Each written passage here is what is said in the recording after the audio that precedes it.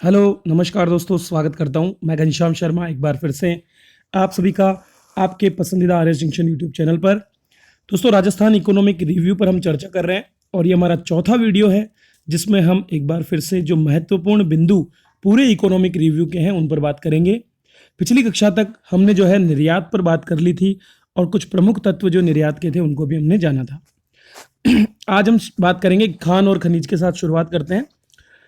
तो दोस्तों, राजस्थान तो खनन की दृष्टि से जाना ही जाता है। आप जानते हैं कि हमारे यहाँ पर काफ़ी बड़ी मात्रा में विभिन्न प्रकार के खनिजों का उत्खनन किया जाता है। खासकर अगर हम बात करें तो पत्थर, इमारती पत्थर जो है और खनिज तेल वर्तमान समय में खनन का हमारा सबसे महत्वपूर्ण क्षेत्र है। और आज की तारीख में अगर हम बात करें तो हमारे यहाँ पर 81 खनिज ऐसे हैं जिनके वर्तमान में भंडार राज्य में उपलब्ध हैं। यहाँ से पहले भी प्रश्न पूछे गए हैं और अब भी प्रश्न पूछा जा सकता है। इनमें से 57 प्रकार के खनिज ऐसे हैं जिनको हम खनन कर रहे हैं। मतलब 81 तो उपलब्ध है, लेकिन 81 में से जो है 24 खनिजों का कोई उत्खनन नहीं हो रहा है, 57 खनिजों का उत्खनन होता है। इसके बाद राजस्थान सीसा एवं जस्ता अयस्क, इसके बाद सेलेनाइट और वोलेस्टोनाइट, इन तीनों का एकमात्र उत्पादक राज्य है। मतलब अगर हम पूरे देश में बात करें तो राजस्थान का और कहीं कोई कंपेनियन नहीं मिलेगा। इसमें केवल राजस्थान ही है जहां पर इन तीनों जो तत्व हैं इनका खनन किया जाता है। तो इनमें है हम एकाधिकार भी नहीं बोलेंगे, एकमात्र उत्पादक। इसके बाद देश में और बहुत से खनिज है जिनके हमारे यहाँ पर जो है पूरा का पूरा उत्पादन हमारे यहाँ होता है, जैसे कि चांदी हो गया, कैल्साइट हो गया और जिप्सम हो गया। तो पीछे तो हमने दो टाइट पढ़े, पीछे हमने क्या पढ़े? दो टाइट, सीसा जस्ता वोलेस्टोनाइट और कैल्साइट। ठीक है, सॉरी, सीसा जस्ता वोलेस्टोनाइट और इसके साथ में जो है सेलेनाइट। ठीक है, और यहां पर हमने क्या पढ़ा? यहां पर हमने पढ़ा जिनका लगभग पूरा उत्पादन, मतलब कुछ हिस्सा अन्य राज्यों में भी होता है। तो चांदी, कैल्साइट और जिप्सम के मामले में हमको एकाधिकार की स्थिति है, सबसे ज्यादा उत्पादन हम करते हैं। इसके अलावा बॉल क्ले, फास्फोराइट, ओकर, स्टीएटाइट, फेल्सफोर और फायर क्ले जैसी जो उत्पादन है उनके हम प्रमुख उत्पादक हैं। प्रमुख उत्पादक का मतलब मान करके चलो 80% से ज्यादा उत्पादन इनका हमारे यहाँ पर होता है। इसके अलावा जो बहुत से पत्थर हैं, संगमरमर हो गया, सैंडस्टोन हो गया, ग्रेनाइट हो गया, इनका भारत में उत्पादन में प्रमुख स्थान राजस्थान का है। प्रमुख का मतलब होता है लगभग 60% से भी ज्यादा मान करके चलो आप, इनका उत्पादन हमारे यहाँ होता है।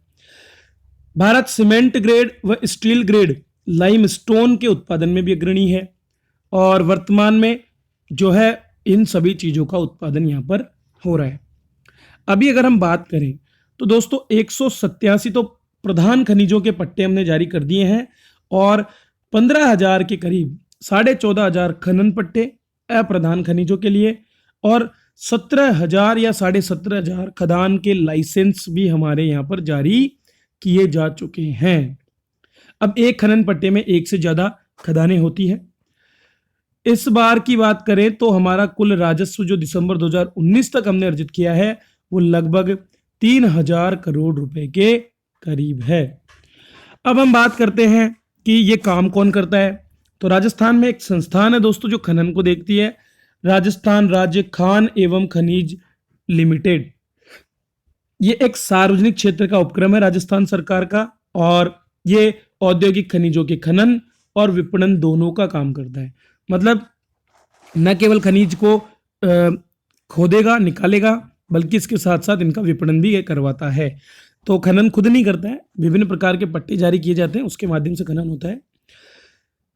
कंपनी का उद्देश्य है किफायती तकनीकों का प्रयोग करते हुए खनिज संपदा का दोहन करना और खनिज आधारित परियोजनाओं को बढ़ावा देना। हाल ही में कंपनी ने स्टील अथॉरिटी ऑफ इंडिया जो राजस्थान भारत की है उसके साथ हल्के सिलिका लाइम स्टोन आपूर्ति का दीर्घकालिक अनुबंध किया है। तो स्टील ग्रेड सिलिका, मैंने बताया था ना आपको ऊपर के, स्टील ग्रेड सिलिका का भी हमारे यहाँ उत्पादन होता है, तो उसका प्रयोग स्टील में किया जाता है। तो वहां पर जो है इसकी आपूर्ति, लाइम स्टोन मतलब होता है चूना पत्थर, इसकी आपूर्ति हम यहाँ पर करेंगे। चलिए इसके बाद में आगे बढ़ते हैं। तेल और गैस की बात कर लेते हैं, बहुत ही महत्वपूर्ण चीज है हमारे लिए। भारत में कच्चे तेल का राजस्थान महत्वपूर्ण उत्पादक है और भारत में कुल उत्पादन जो होता है वो कितना होता है, 34 million metric ton per annum. मतलब 34 मिलियन हो गया 340 लाख। ठीक है, 340 लाख में से 75 लाख मीट्रिक टन हमारे यहां पर उत्पादित होता है। ये 22 से लेकर के 23% जो है मात्रा को निर्धारित करता है। अब जो टोटल 340 लाख टन या 34 मिलियन मीट्रिक टन पैदा होता है, इसमें से 40% तो केवल बॉम्बे हाई निकालता है और उसके बाद 22 से 23% हम निकालते हैं और हम दूसरे सबसे बड़े उत्पादक राज्य हैं।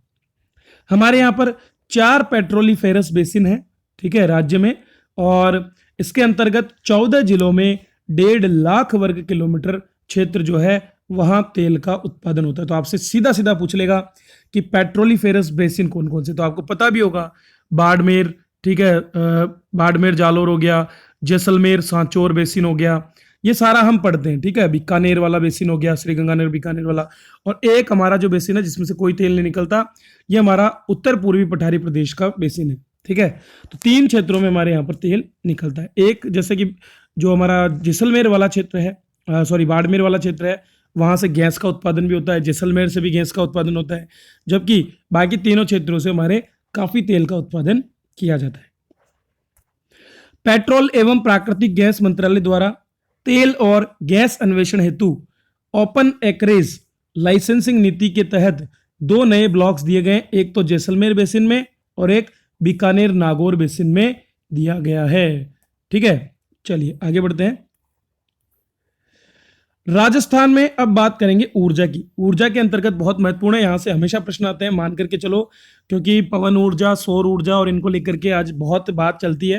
तो राजस्थान में ऊर्जा उत्पादन के सोर्स परंपरागत में अगर हम बात करें तो कोयला, लिग्नाइट, गिरिल जैसे स्थानों पर बाड़मेर में, प्राकृतिक गैस, ठीक है, 12 जैसे स्थानों पर, तेल, पन बिजली और परमाणु ऊर्जा रावतभाटा में, और बहुत से एक अन्य गैर परंपरागत हिस्सों जैसे कि पवन, सौर और कृषि घरेलू अपशिष्ट से बनने वाली बायोमास ऊर्जा सम्मिलित है। कुल अधिष्ठापित क्षमता 21,077 थी पिछले साल मार्च में, और दिसंबर 2019 तक 737 वाट की वृद्धि इसमें हो गई है। ठीक है, कितनी? 737 वाट। तो कितना हो गया ये? लगभग ये हो जाएगा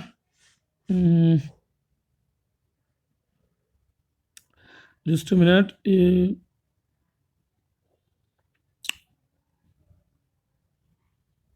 824, 21,824, ठीक है, 21,824 वाट के करीब जो है, मेगावाट के करीब हमारे यहां पर ये उत्पादन हो गया है। राज्य में मार्च 2012 तक उच्च वोल्टेज का जो प्रसारण नेटवर्क है हमारा, जो मतलब बिजली को एक जगह से दूसरी जगह पहुंचाने का नेटवर्क है, ये 28,000 किलोमीटर था, और इसको अब हमने बढ़ाकर कितना कर दिया है? 41,000।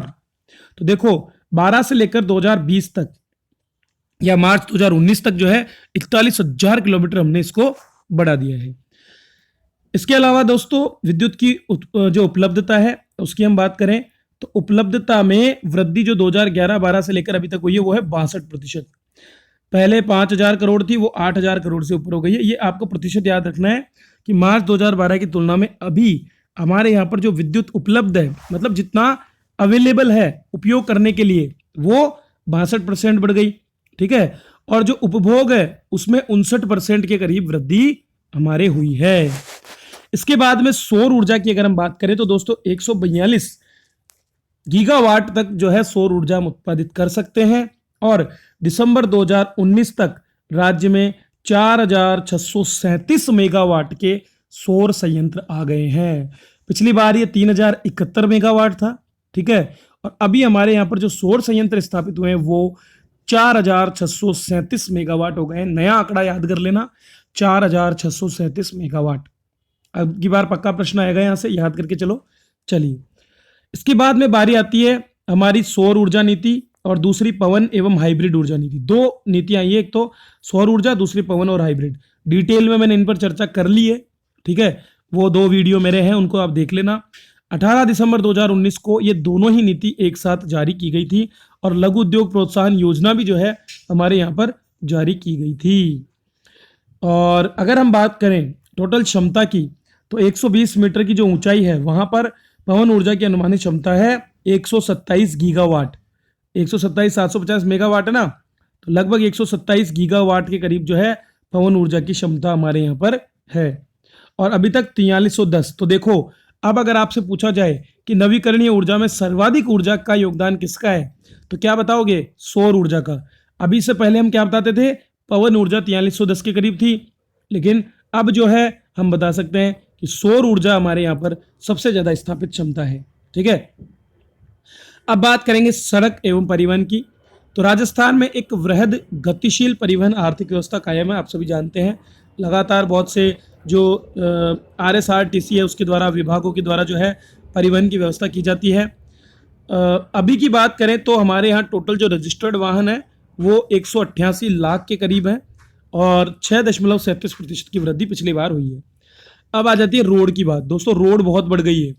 मतलब मैं बताऊं तो 2 साल पहले तक हमारे यहाँ 2.25 लाख के करीब रोड थी। पिछले साल 2,36,000 के करीब हुई थी, लेकिन इस बार रोड में भयंकर बढ़ोतरी हुई है। ठीक है, और ये जो रोड हो गई है वो हो गई 2,64,000 किलोमीटर। मतलब बहुत तेजी से रोडों का निर्माण हो रहा है, जबकि अगर 1949 की बात करें तब केवल 13,000 किलोमीटर थी। अब हमारे यहाँ पर 2,64,000 किलोमीटर रोड हो गई है। 31 मार्च 2019 तक रोड का घनत्व भी बढ़कर के 77.21 किलोमीटर हो चुका है। ठीक है, हर 100 वर्ग किलोमीटर में, हर 100 वर्ग किलोमीटर में आपको 77 किलोमीटर की रोड देखने को मिल जाएगी, जबकि राष्ट्रीय स्तर पर यह ज्यादा है, लगभग 143 किलोमीटर। चलिए दोस्तों, तो यहां तक आज हमने बहुत विशेष चर्चा कर ली है। इन सभी जो पॉइंट्स मैं आपको पढ़ा रहा हूं, इनसे जुड़े प्रश्न जो है वो मैं आपको करवा रहा हूं मेरे पोर्टल पर online.rsjunction.com। क्या पोर्टल है? online.rsjunction.com। यहां पे जाओ, वहां पर एक कोर्स है, छोटा सा कोर्स है जिसको आप ज्वाइन कर सकते हो। 10 टेस्ट वहां पर होंगे और उससे आप अपनी तैयारी को आगे बढ़ा सकते हो। आगे जितनी भी परीक्षाएं आ रही है सब में यहां से प्रश्न आएंगे। इकोनॉमी ऑफ राजस्थान का बहुत इंपॉर्टेंट टॉपिक है, तो अभी जाएं, ज्वाइन करें। अच्छा लगा हो तो लाइक करें, दोस्तों को शेयर करें और इस प्लेलिस्ट को पूरा का पूरा देखें, क्योंकि इसमें से बहुत प्रश्न आएंगे। चलिए, इसी के साथ मैं आपसे विदा लेता हूं। धन्यवाद।